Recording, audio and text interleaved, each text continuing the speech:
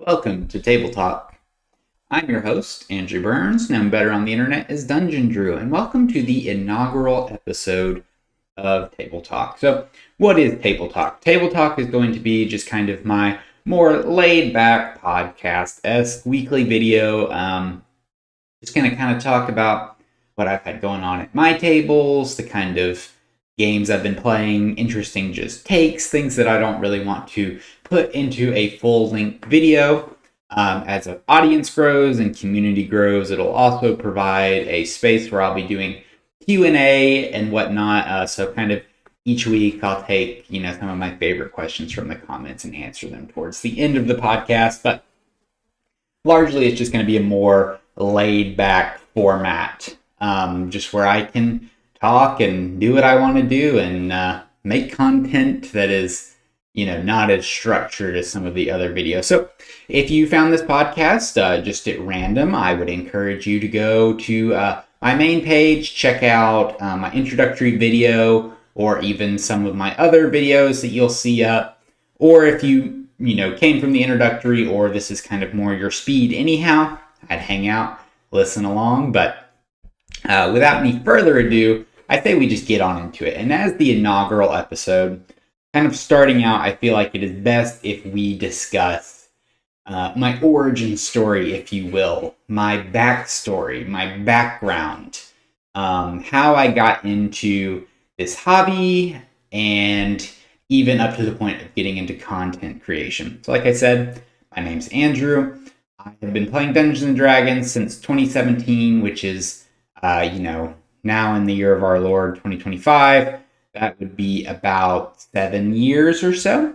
7 or 8 years at this point, I'll be honest. I don't really keep track. But I've been mostly a forever DM. I have played a character in some rarer instances, but have largely spent most of my tenure dungeon mastering, running games, and kind of living more in that space. So that is definitely where more of my passion lies, what I'm more interested in, and, things of that nature. I have always been really interested in fiction and narrative and story structure. And so even as a kid, I always was constantly thinking about something, writing little stories. I was the kid that would, you have to write a short story for school. I'm the kid in third grade that's like, oh, teacher, I need extra papers because my story's getting too long. So that was kind of where I kind of come from, even just from a mental standpoint of I'm very much into storytelling and very much into even into the collaborative side of things. Into college, I studied film and digital media. I concentrated in screenwriting, but kind of got a basic understanding of everything there is to, that kind of goes into creating film and whatnot. And I am a working kind of freelance professional in that state. And that's a fancy way of saying I do odd jobs where they pop up with my media degree. So content creation was kind of it's kind of one of those things that everybody does it, I feel like, or not everybody does it, but everybody kind of wants to do it, fantasizes about doing it. And I thought to myself, you know what? I'm 25, nearly 26. It's time I make a podcast. I mean, I'm a dude. I have a phone. I have a microphone. I mean, might as well just make a podcast. And that's how we got here. I'm kidding. That is not really why I am here. I have watched a lot of D&D content creators. I have watched actual plays. I've watched help videos. I've watched tier lists. I've watched everything.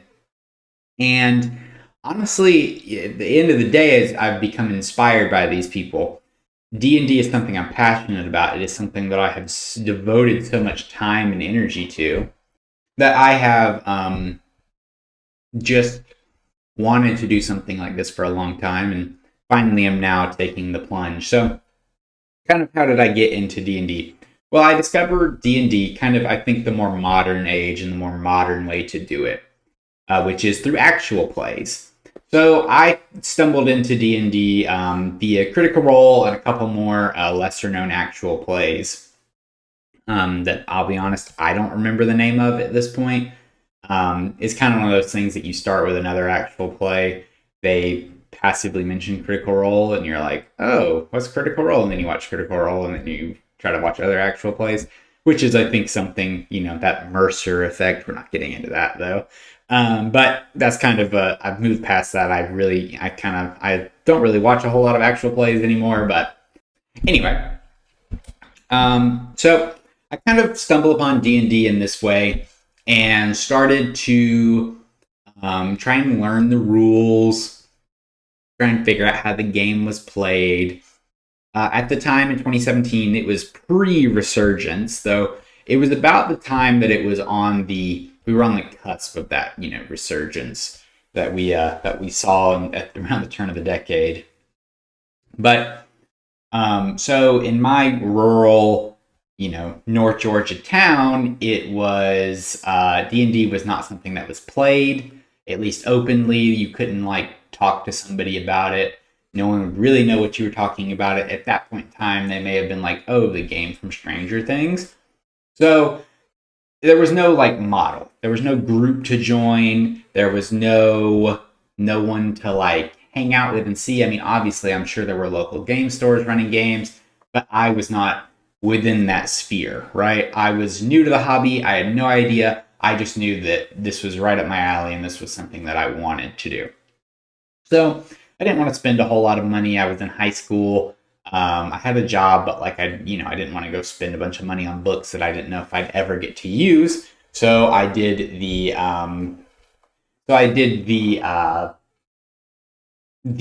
less than ethical thing and look for little teasers online, and ended up finding the 3.5 player handbook and tried to learn 3.5. Didn't really realize there was a difference in editions. In the game I was watching, I was kind of trying to figure it out because the game I would watch on these actual plays wasn't lining up with the rules I was reading. So I was like, maybe they're just making this stuff up.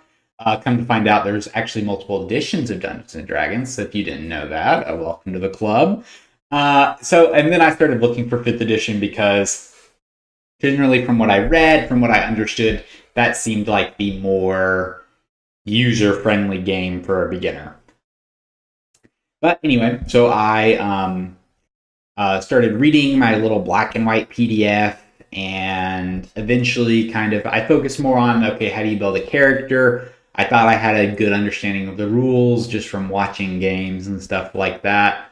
So I focused on how do you build a character, and then it came time to recruit. And so you look at an area where D&D kind of still had the taboo of the satanic panic of the 80s. We hadn't really, in my rural area, that hadn't really grown beyond that. I still heard parents and people my parents' age talk about the satanic connections with D&D and stuff like that. And if you're watching this and that's something you're concerned about, it's not a thing. It's just not a thing. We're not going to go into it, but it was kind of blown out of proportion.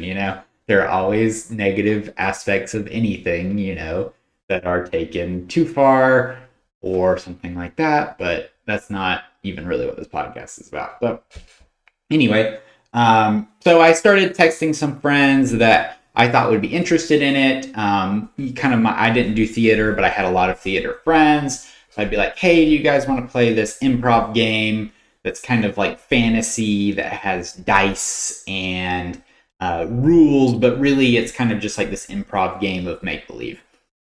People seemed really interested in that, surprisingly. So I got this little group together and ran my first session, and it went well, all things considered. I went very standard. I went kind of like this. I made this little homebrew world, kind of set them up, oh, there's a goblin raid on the road. So, you get to teach them combat. We get to the town that they're traveling to and find out it was raided by bandits, and now you have to go save the mayor's daughter. Very simple structure, very simple adventure. I kind of wanted something that could be contained to 2 sessions, and then could grow into something else. In my mind, I'm like, oh, I'm going to have this epic campaign we're going to go super far with this. And it ended up going kind of far. And when I tell you that my high school caught the bug, they caught it, and they caught it hard. Kind of, we would be, me and my friends would be kind of just talking in class or in between classes, whatever, kind of mentioning D&D, something that would have happened in the game, that last session we played, and people would ask about it. They'd be like, what are y'all talking about? And then, it's kind of like, I'll be honest, at this point, none of my players really knew we were playing Dungeons and Dragons. Some of them, like, I probably told, but I know for a fact there were some I didn't tell because I thought they would judge it just because it was called Dungeons and Dragons. So they just were like, oh, it's this game that Andrew has. So we ended, no one really knew it was Dungeons and Dragons until eventually I kind of let that ruse slide and kind of called it what it was. More and more people got interested. More and more people wanted to be a part. More and more people wanted to play. And I was a new, fresh DM. I can't have a table full of 8, 9 people. So what I ended up doing is that, it's high school. We're all teenagers. So I would be like, okay, I'm going to run a session this day. I've got, 3 people can make it. 2 can't. Okay, well, I'm going to invite 2 people that were interested. And I did that process, rinsing and repeating, until there was a wait list that was probably at its peak about 15 to 20 people deep. And that campaign had, it was, a lot of times it was even one-offs. People would come in, try it, maybe not like it, or maybe just realize that it's kind of a time commitment or whatever, right? Not everybody has the same taste. But there were probably about 30 PCs that came through that campaign alone. And so I accidentally ended up creating a West March. And I didn't know what a West March was at the time, but I still ended up building my campaign like one where it's like, oh, there are dozens of MacGuffins out there in the world, and you all have to stop them from being gotten by the big bad guy, or he will destroy the world with them. So kind of that became the format, it'd be 2-3 sessions. Kind of a core group ended up forming out of that. And so kind of towards the middle and end of it, it was a consistent 7 to 8 players that would kind of rotate through. And then occasionally, someone would jump in and play a session, after, even people would come in and not come back for 2 or 3 months. And so that ran from the middle of my junior year, my 11th grade, all the way to my senior year. Just kind of playing through that, and it eventually, kind of like most campaigns do, kind of fizzled out, fell apart.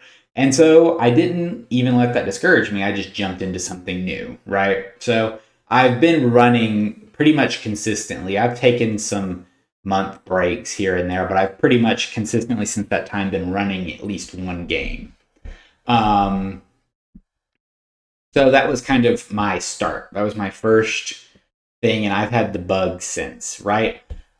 I've had the benefit of finding a really good core group of players online, and kind of a lot of, I feel like, content creators kind of talk about how they don't really like playing D&D online or something like that, but in my opinion, in our modern age where everybody's so busy and it's really hard to even just connect with the people in your life in your area, having a online group is something I enjoy.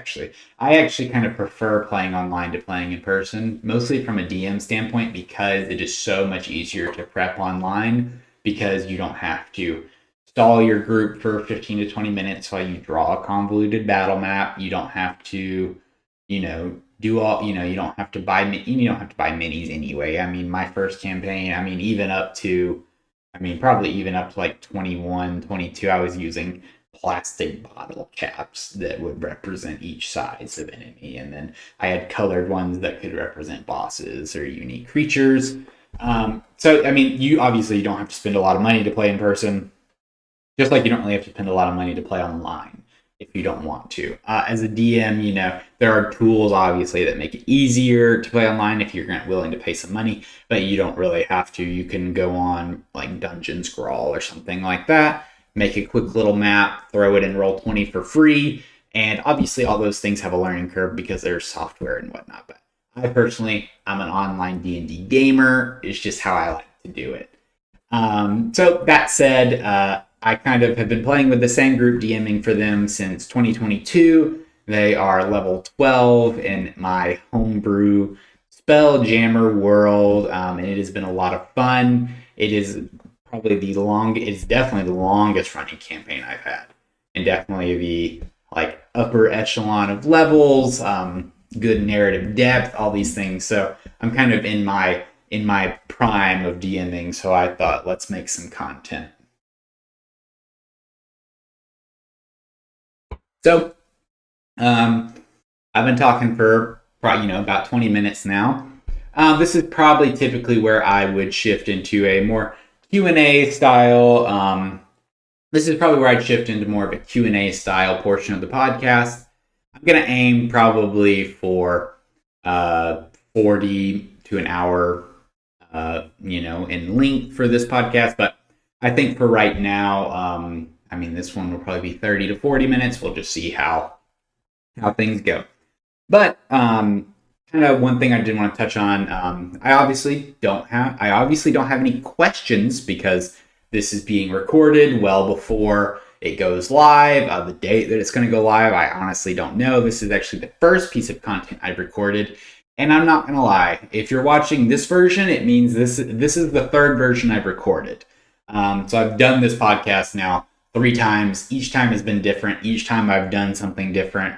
Each time it's looked different. And I'm thinking now I finally have something I look and am happy putting on the internet.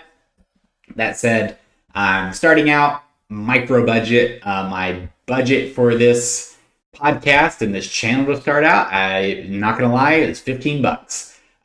So I have a lot of things, as you can maybe see behind me, equipment already that I have purchased, but this is not something that I just, went and dropped a bunch of money on. It's for fun. And I'm hoping that the content and even, a slightly more elevated look will help it perform. And that's another thing I kind of want to use this podcast for, is I'm going to be open and honest about the content creation journey, kind of giving my 2 cents, my wisdom, things I've learned. The first thing I've learned from this is that self-filming is really difficult. It's a lot harder than I thought it was going to be. Just getting this set up has taken me the course of probably like 2 weeks in my mental timeline. At this point in time, I'm supposed to be editing all this week and releasing next week. I don't know that that's going to happen, but maybe it does. If it does, you'll be watching this the last week of October, before Halloween is the plan, but we'll just see. So anyway, that's kind of my spill. That's kind of where I've been at with the podcast, and I've actually enjoyed, even though I've had to do it thrice now, I've enjoyed it each and every time. And I'm looking forward to some of that other content that you may have watched or are going to watch after this. Hey, right? You can go watch it. Right. But that said, it'll be a little bit more highly produced, some graphics, B-roll, those kind of things, the things you're not going to get from this particular podcast. And that's okay. But anyway, so I was kind of thinking, okay, what do I want to do? In the first 2 versions, I went on Reddit and found some just asking the internet for advice on DMing and, just Dungeons and Dragons in general. And I kind of decided I liked the answers that I gave there, but it kind of was just a little bit flat, a little bit rambly. And, I kind of was and then I had an idea for another video I wanted to do. I was looking at my content schedule that I prepared for myself and realized oh, I'm not going to get to do this content for at least, 3 or 4 months. So I was I'm going to just put it at the end of the first episode of the podcast, and it can be a little fun little thing that I do because I don't know that it's strong enough to stand on its own 2 legs. So I'm going to do a tier list because everybody loves tier lists. who we'll go over. I'm not going to do just any tier list, however. This is a special tier list. We're going to do a tier list for both the classes and the species in 5th edition's Dungeons and Dragons, the core stuff, and then plus some of the expanded stuff for the species. Not all of the species, just some of them, the ones that I know and have played with. But this is not a ranking them, telling you which is strong, which is not. This is a way to get to know me. This scale is based upon how excited I would be to have them in my next campaign. You brought this character to me. Would I be excited or would I not? And so there are 5 tiers here. There is obviously the top tier, the upper echelon of let me cook. Basically, you bring this species, you bring this class to me. I'm going to be happy. I'm going to love it. It's going to immediately get me working on ideas. It's going to get me going on ideas. I'm going to be into it. I'm going to be asking you questions, all of these things. So that's our first tier. Let me cook. Like, I'm going to take this and I'm going to run with it and I'm going to give you something good for it. We're going to have fun. Similar to Let Me Cook, except for we're going to have fun is more like I might need some of your input, but largely I think I'm going to enjoy having this kind of character at the table. I'm going to have fun with it. Let me read the backstory. Pretty self-explanatory. This is middle of the road. Any character can be interesting with a good enough backstory, but this kind of is just going to depend. Like, I've seen these classes go both ways, where some of my favorite characters will be this class, and some of my least favorite characters will be this class. Could be fine. Really is more of like my neutral opinion of I don't really care. You could bring something really interesting and I'd be excited about it, or I could see something and think, oh, I really like that. But overall, it's kind of just like, whatever, I'm happy to have that at the table. I think we should see other tables is the bottom tier. That is basically like, I just don't really enjoy this. I try not to ban things. But if there is an argument, right, and this is more so for species than for classes, I don't ban classes. But like there are certain species that I'm just like, I don't really want that at my table. There are certain classes that you will learn I have strong opinions about in all directions. And this is kind of based less upon 5th edition. It's gonna be a equal mix 5th edition rules, and I know the 2020 or the 2014 rules better, so that'll be more of my reference point. And but it also is equal parts narrative. Like how much narrative juice is there to dig into here? What am I going to enjoy about this? Is this going to be fun for me? That kind of thing. So without further ado, we're going to do the classes first. It'll be a little bit shorter, so I figure might as well. All right. So first class, obviously going in alphabetical order, is the Barbarian. Where am I going to put the Barbarian? Barbarians are, I think I'm going to do it here. Actually, no, we're going to have fun. The reason I ended up going here is that, instead of let me read the backstory, is that a lot of times, barbarians can be really bland. They can just be like, oh, I'm exiled from my tribe, and now I'm trying to, do whatever for my people. That kind of thing of just like, oh, I'm a big, mad, angry, wild man. That's not really that interesting to me. I've interacted with some really cool barbarians, people that have taken that cliche and then made something interesting out of it, or gone completely against type and kind of reflavor the mechanics. I love those kind of barbarians. Again, they're not going to push up for me. The reason I have them and we're going to have fun is because I love the visual of barbarians in combat specifically. I love describing just like these hulking beings of strength and endurance. Something that I really like to play against, and in combat, I'm not gonna lie, I love big meaty men slapping meat kind of thing. You know what I mean? I like to see big chunks of hit points. I like to see big damage from big weapons. That's what I'm all about. I like it. I love it. Don't bring your fireball over here. Don't wish something. Hit that thing twice, deal 150 damage off one crit, and you're gonna make me smile.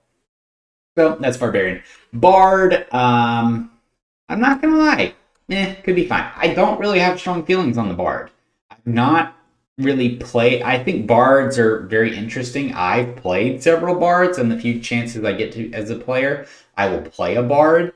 I think narratively they're interesting, though a lot of bards kind of end up being very one note, right? I mean, they usually are going to be a performer or something of that nature. You know, they have magic, they're charismatic, they are multi-tooled in a lot of ways. They're kind of like the skill class, right? But they're just kind of like there, right? I just don't have strong opinions about bards. You have to have a really good player to have a really good bard. And a lot of times, I mean, it's just like you know, the amount you have to put into a bard is not always worth what you get out of it. Mechanically, I think they're great. They're one of my favorite mechanical classes just because they're so weird. You know, Jack of all trades, master of none. That is like what this class is at its core. But from a narrative standpoint, bards, like, they don't have like a strong, they don't have strong flavor like barbarians. They don't have unique implications like some of the classes we'll talk about. Bards just kind of like, could be fine. I'm never going to be mad to have a bard, but I'm never going to be like over the moon unless it's like something really I've never seen before. Clerics.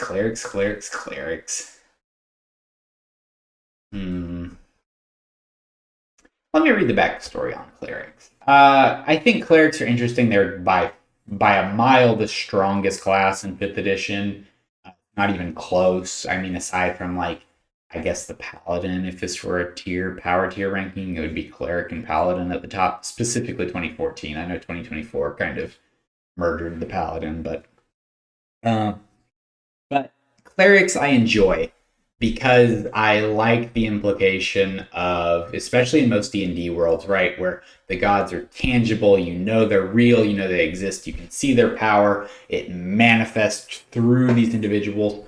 I like playing with that in a sense of like, and I don't even like want like a cleric that is, you know, like struggling with their faith or, you know, worshiping something evil or unique or anything like that. I just like the idea of clerics in general because they're, well, one, they're just so varied, right? They could be anything. And that's why I say kind of like, let me read the backstory. You bring me a life cleric that's like, oh, I just want to help people and heal people. I'm going to be like, okay, whatever. I can have fun with that, right? I can pull on strings for that with the narrative. I can do something with that. But you can also get a cleric that's like, oh, I worship a forbidden god and I have to keep it a secret kind of thing. I like that, right? You know, like clerics, if you bring me a cool backstory, I'm going to like it. Most tables end up having a cleric, so you run into a lot of clerics. And I think that's probably more the reason they end up middle of the road for me. Druid. Anybody that knows me knows I hate the Druid. I hate the 2014 Druid. I hate it. I hate Moon Druids. I hate them. I hate the fact that at level 2, you basically can quadruple your hit points and get better offensive capability at a second level for a subclass. And I know there's other subclasses and you don't have to play a Moon Druid. From a game balance perspective, there's no reason not to play a Moon Druid in 2014. You get all the same flavor that other druids get, except for like spores get some like unique flavor, and wildfire, I guess, gets some unique flavor. But like shepherds, stars, those kind of things, like they're just so bland mechanically compared to the moon druid that I don't know why you wouldn't play moon druid. And moon druids dominate the game up until about level 6. They taper off at about level 6, and then they start dominating the game again at level 10 when they unlock their elemental forms. They're bland. Druids are something that, like, narratively also I don't really, like, jive with as much. I like the idea of nature magic. I like the idea of being in tune with nature, and using, like, the old ways to cast spells, but even like from a standpoint of like reading, you know, like druid lore and stuff like that, there's not really like a definitive like, well, what are the old ways? how does druidic magic really even work? Are you just like a priest of nature itself? Like, are you kind of like, to reference DC, like the green kind of thing? Is that just like your god? I don't know. There's just like a lot of things and like a lot of looseness to it that I found that most druid players don't even really care about. They just want the wild shape, or they want to be able to talk to animals, or whatever, right? Don't I want to see other tables? I think we should see other tables. Fighter. Let me read the backstory. I would put it in We're Gonna Have Fun because I like the descriptions, but also, like I like combat descriptions. I love the idea of actually, you know what? We're gonna have fun. I'm bumping it up. I've 2 minutes myself. I like the idea of being a normal, just really good fighter in a world of magic and dragons and all these things, right? I love the fighter. Put some respect on the human fighter's name. I want to see more fighters, and I think you can make fighters interesting. People say fighters are boring. I disagree. I think you can make really unique, interesting fighters, but they require stronger role play. So if you were kind of like a weaker role player and you brought a fighter to me, I may not be as enthused, but I would love to see like a really strong role player play a fighter because I think you can do a lot with it. That said, I do think they get kind of bland the longer the campaign goes, but in short bursts or even with like a few little bits and pieces of multi-classing, you can make fighters really interesting. Monk. Controversial opinion. Let me cook. I love monks. Monks are thematically one of my favorite classes.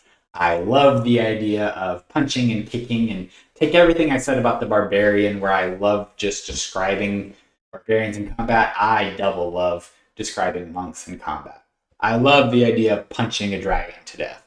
I love the idea of being so in tune with yourself that you can literally punch God and do damage. I love that idea. I love the way I can describe it. I love the martial arts flair. I'm a big martial arts enjoyer myself. I really like, the idea of a monk. Mechanically, I know they have some flaws. I know Stunning Strike. I'm a DM. I should hate Stunning Strike. How can I take such a stand against the Moon Druid and love monks? Whatever, right? It's a monk. You stun me, whatever. I'm fine with that. If I have a monk at the table, I know I'm going to get stunned. I've already planned for that kind of thing. There's not much as a DM. The tools you get to deal with a Moon Druid, which is like big damage, further hinders the rest of your players. Whereas a monk, like the tool to deal with a monk is, kind of multiple enemies that are stronger, not like minion type enemies, right? But like, multiple stronger enemies, or just high con save kind of thing. And eventually, right, you will fail. But that's kind of like, you eventually you have to let your monk do their thing, right? Paladin. I'm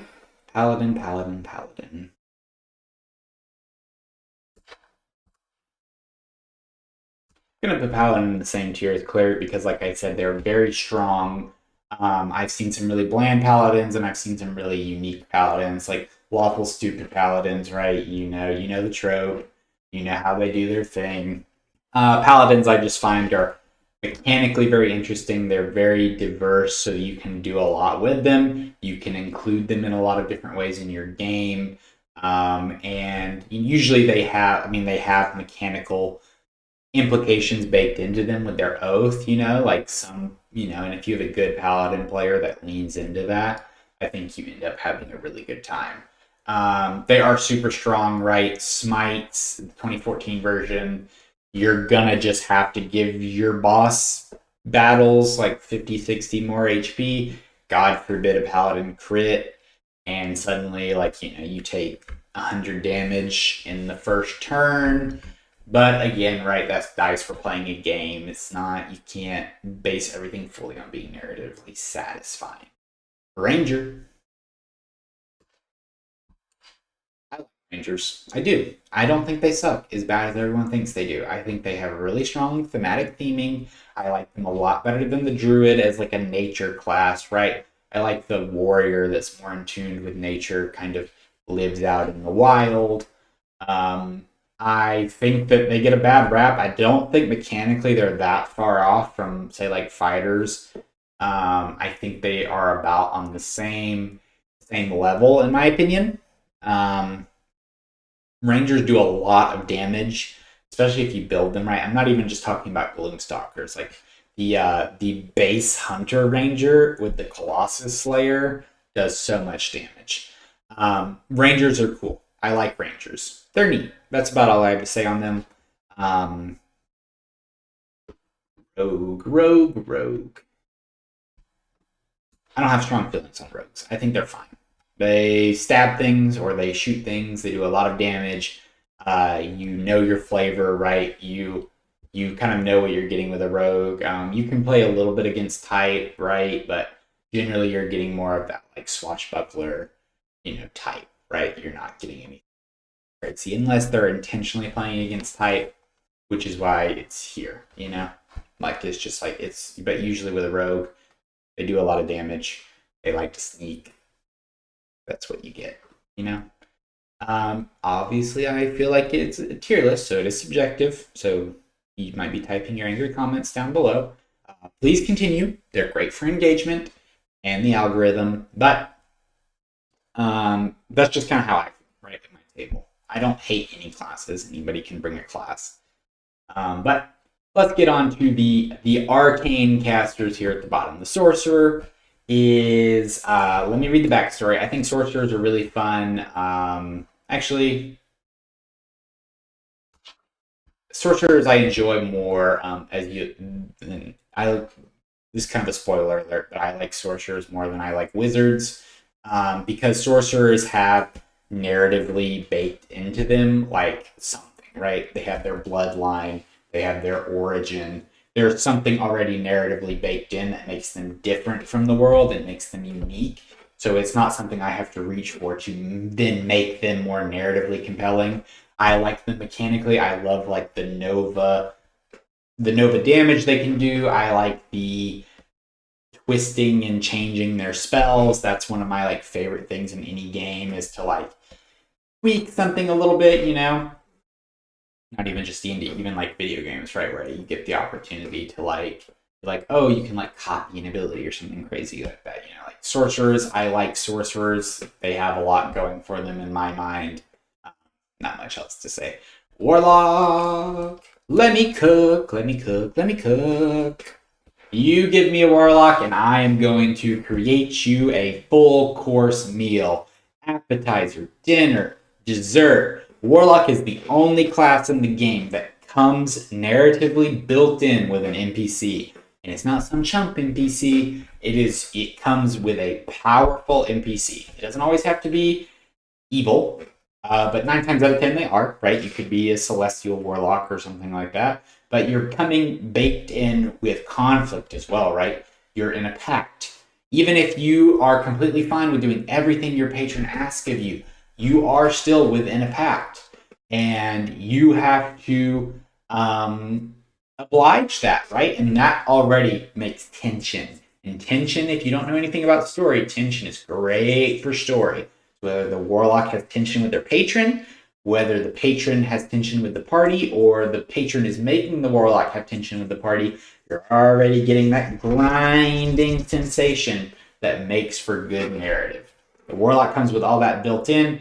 I don't think warlocks are bland. Yes, they spam Eldritch Blast, but so do every martial class. They spam weapon attacks. Warlocks are neat. I like the way they do casting. I like the implications of getting stuff back on a short rest. It makes short resting a lot better for warlocks, just like with martials.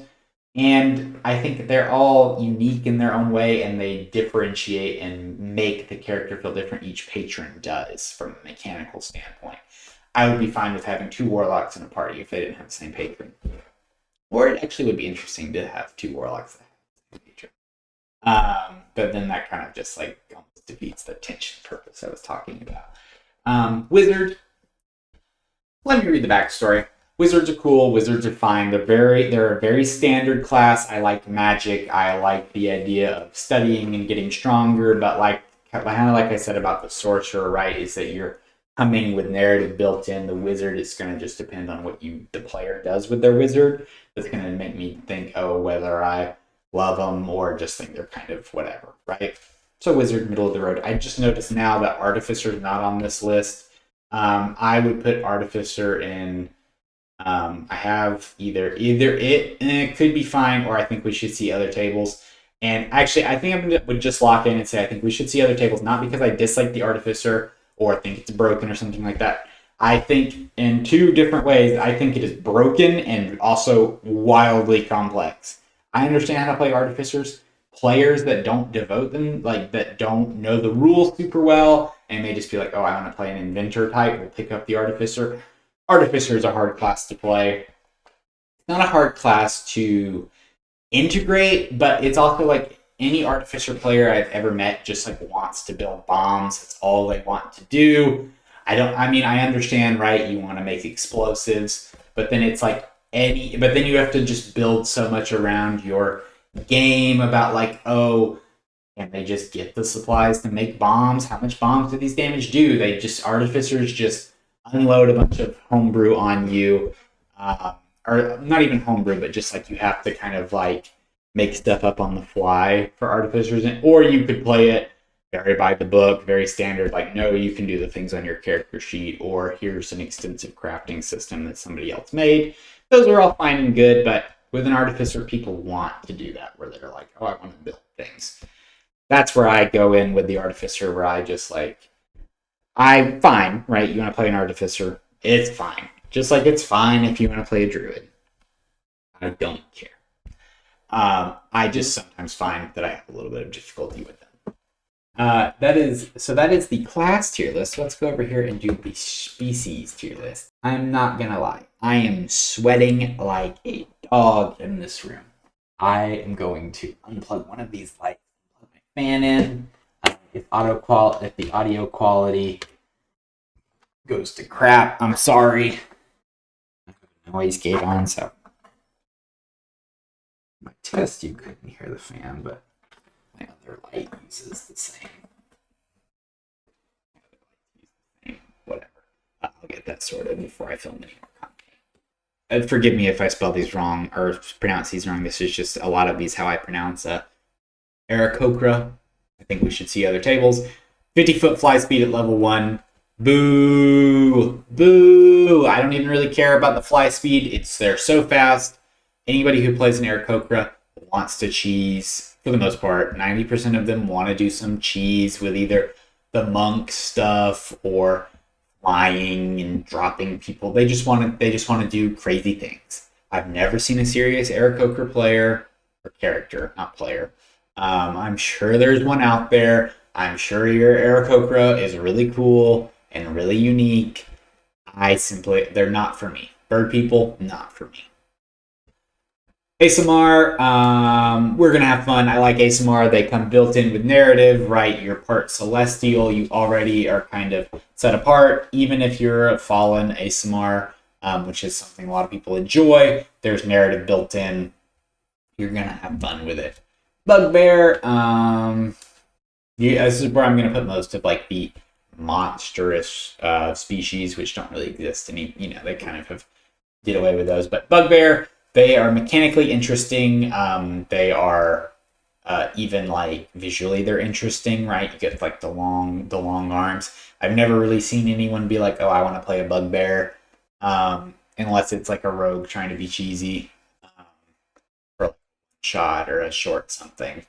But it could be fine. I don't have strong opinions. Leonin. I've never played with a Leonin. I'll be honest, never even read anything about Leonins. I just know they're kind of becoming more popular.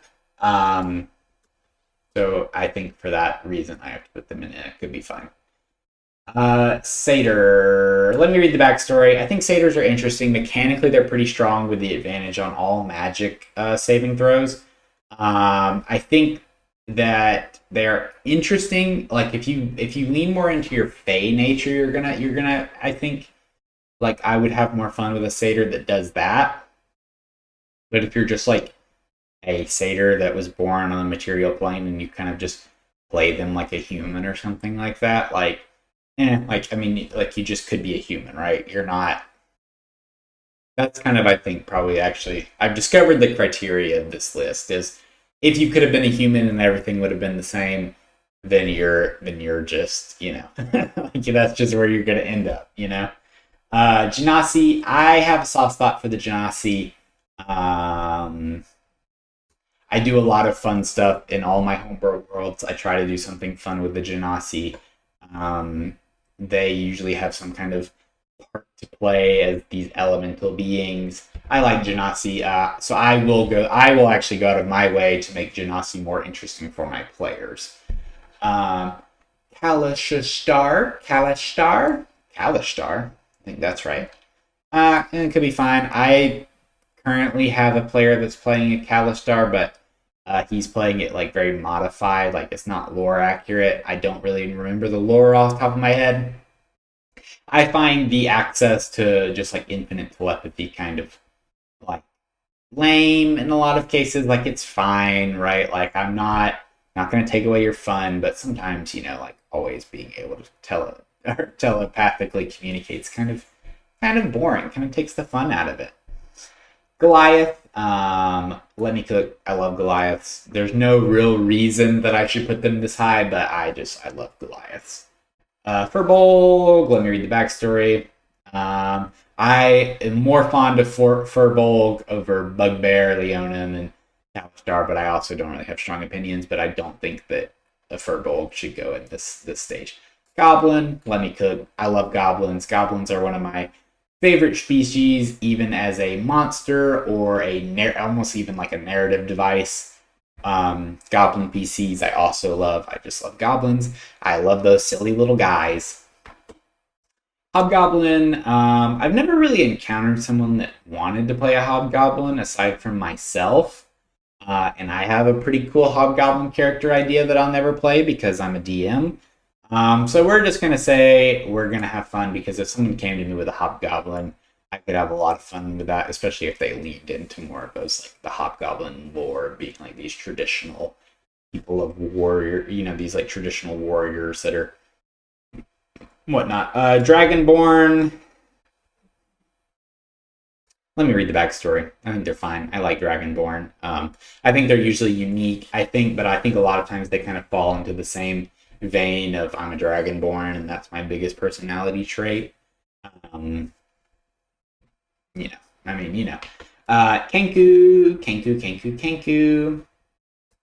Man, I didn't mean to put both bird people in the think we should see other tables. I think Kenku do a major disservice to you, and I would never play Kenku over a long campaign because one, you can't talk, so you can only repeat what you have heard, which you could do as a bit. I've seen a lot of Kenku players do bits where they like have a soundboard of something silly, and that gets annoying fast. I've seen where they just like try to do like a weird little like character voice where they like shift in and out of different voices. Fine, I think that can be really difficult on a player. I personally would never play Kenku, and I would see a Kenku come in and say, why are we playing Kenku? Kobold, there are two types of people in this world. There are goblin people and there are kobold people, and I'm a goblin person. So let me read the backstory. If you're going to bring a kobold PC, I don't want to see like I'm a silly little guy who likes gold and yep. That's a kobold, right? I mean, just like, and I know that's not much different than goblins, but I just like goblins more than I like kobolds. Sue me. Lizard folk. I love the meme of the cannibal lizard folk. Let me read the backstory. I think they're similar to Dragonborn, big and kobolds. Man, so I hate bird people and feel very mediocre about reptilian people, and I really like goblinoids. That's what you can learn about me from this. Orc, I would put probably the same place I would put the half-orc, which I don't even know if is on this list as I look. But they are. Orc, we're going to have fun. I like orcs. If you wanted to play a full-blooded orc, and I'm just going to go ahead and put half-orc here, because I know in 2024 they kind of got rid of half-orc and kind of tied them in with humans and whatnot. Same thing though. Similar thing. Like I've played an orc wizard before. I played a gimmick character that's like basically was kind of like a mix. But kind of I kind of played on like a like Groot from Marvel, where I would just say his name over and over, and that was the only common he would speak. But he was a really intelligent wizard. He was a strength wizard, so I would run around beating people over the head with a quarterstaff. Some of the most fun I've ever had. Um, so I have a soft spot for orcs, and I think you could make unique orc characters. Same thing with half orcs. And half orcs, you can either go with like, oh, I'm civilized and people think I'm savage, or oh, I'm savage and people want me to be civilized. Like that's your half orc story, right? Typically, or not. You could just be that could have nothing to do with you being a half orc and you're just a half orc. And even at that time, even at that junction, I think narrative or I think aesthetically half orcs are pretty cool. Same thing with normal orcs. Tabaxi have a lot of annoying mechanics, so let me read the backstory. I just don't feel strongly on them. They have a lot of annoying mechanics, and I don't see narrative flair that brings them. I like their names, actually. I do like the naming conventions of Tabaxi, for what it's worth. Triton, I don't know why. I love Tritons. I don't know why. I couldn't tell you.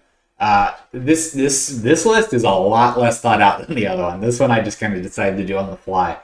Tritons, I think, are neat. They water people. They have a swim speed. They have some like thematic spells. I like Tritons. I like the fact that they're 5 foot and they are arrogant. Yuan-ti Pureblood.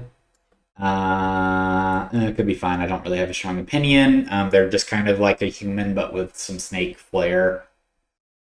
Do you really need a whole other species for that? Or could you not just play a human and, like, I don't know. The only thing they get is like the magic resistance or something like that. And then they probably have like poison resistance or something. I don't know. I'm not bothering to check all this stuff. I'm just spewing off at the mouth. I don't really care, right? It's again like you could just be a human and it wouldn't change anything. Tortle. I don't like Tortles that much. Tortles, okay, really, again, a lot of also this is like you are just probably going to be a little out of place, which can be fun to roleplay, but also can be like logistically kind of difficult. And Tortle is something that I think is logistically difficult because you have a big old shell. You have some annoying mechanics with like your AC and stuff like that. But I know people love Tortles. I don't really care one way or another. Changeling. I used to would think that I wouldn't like changelings because they kind of just negate one part of the game, which is like illusion magic. But a second level warlock can constantly change their shape. The only difference is a changeling like fully changes instead of just an illusion. But I think narratively they have some really cool implications, and I would go as far to say that changelings are one of my favorite recently. I like the idea of changelings. I like the idea of you can play a lot with the narrative, right? And I like even the tropes that come with the changeling. Dwarf. People don't play dwarves enough, I feel like. I like dwarves. I like them more than I like these other ones down here. And I think they're neat. I think they're a staple of fantasy. And I just like the fact that they know a lot about rocks. Rock and stone, brother. Rock and stone. Rock and stone, brother. Shifter. I actually don't know what a shifter is. I'm sure people are going to be like, what shifter? Because I hear that shifter thrown around a lot. Like, oh, my shifter fighter or whatever. I don't know what a shifter is. I've never read about them. I'm going to just move them down here with the things that I'm not ranking because I don't know what they are. Warforged, love me a Warforged. I love Warforged specifically in settings where Warforged don't exist. I'm currently playing a Warforged, so maybe I'm a little bit biased. I like the idea of, I like that trope really, where any android story, especially in the age of AI, right? Like, where it's kind of like, oh, are you a machine programmed to feel this way, or do you truly have feelings and truly have thought?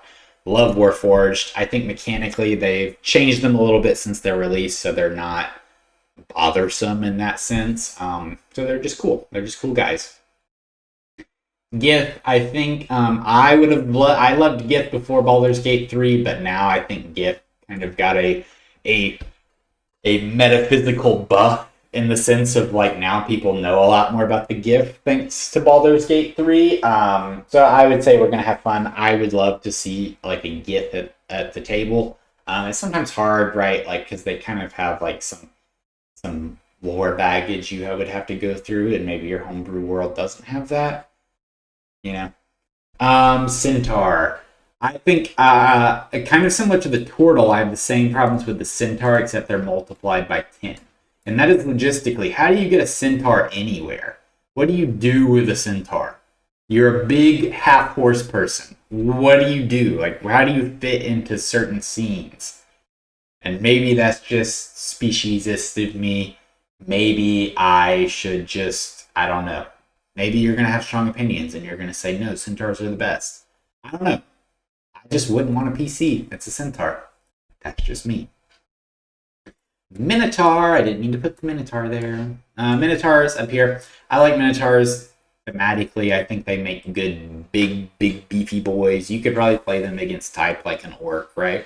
You could do something fun with that. But other than that, I think they're just cool. Elves. I like elves. No, I don't really want to let me cook with an elf. Elves are cool. I like elves. Usually you can have a lot of fun with them. I like narratively, like you're gonna live forever. You know, like that Lord of the Rings kind of dilemma. I get that moral dilemma almost of like, oh, I'm gonna live forever and you're gonna die really young. That's the elf with everybody else in your party that's not, that's not also gonna live for centuries. Grung, you're a little frog person. I don't have strong feelings.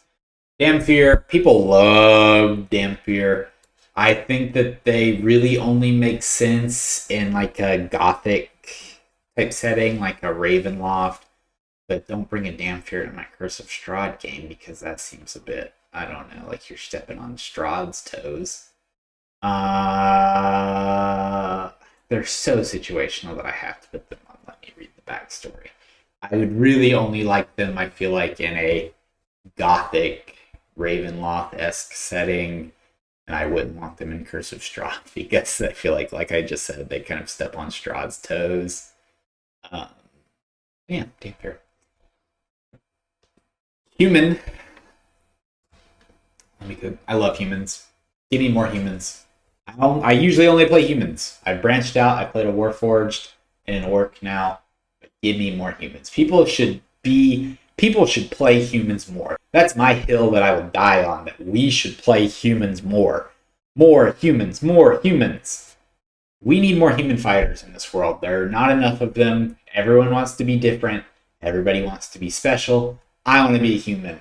I want to look out at the fantasy world and think, I'm the normal guy.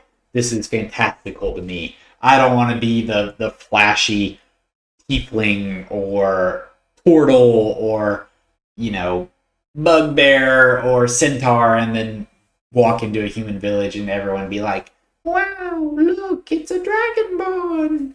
No, I want to be the guy that's like, wow, look, a dragonborn kind of thing. Like, I don't know. I just like humans. I don't know. I think mechanically they're neat. They're well rounded. They have a lot of fun. I like the idea of they're just by sheer willpower and quick reproduction rates that they dominate a lot of fantasy worlds. I think that's just funny. I like humans.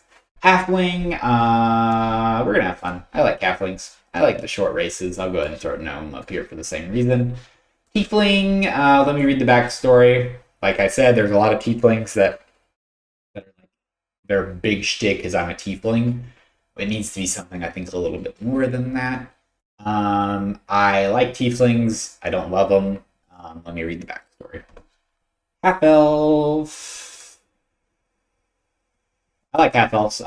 Especially, I mean, like you don't have to play them like the I'm estranged from one parent kind of thing. You don't have to do that. I find that a lot of them do, and I feel like it's an easy emotional beat to play, and you can have fun with it. Harengon, I don't feel strongly about. Again, you could probably just be a human and just say you have bunny ears. You don't need to play a Harengon. Fairy. I like fairies, actually. I have a fairy in my game. I think they're neat. I don't think narratively I really know quite what to do with them. But again, like I said, I don't care that you have fly speed. I just don't want it to be 50 feet. And I don't want you to try to do some shenanigans. Fairies don't really do shenanigans, most of the time. They have some unique abilities, and they're tiny and stuff like that, but they're not really tiny. They're only small because wizards are cowards. But anyway, fairies, cool. I like them. That's the only ones I'm going to rank. I don't really know these, and some of them are... man, hour and 3 minutes. I know some of that's going to get cut down. So I way overshot what I was thinking for this episode. That said, if you stuck with it to the end, I'd like to thank you for watching this episode. And if you enjoyed it, please like, comment, subscribe, all those things down below. It helps me out a lot. Anyway, I hope you've enjoyed this episode, and so until next time, I hope you have some lucky rolls and some good times.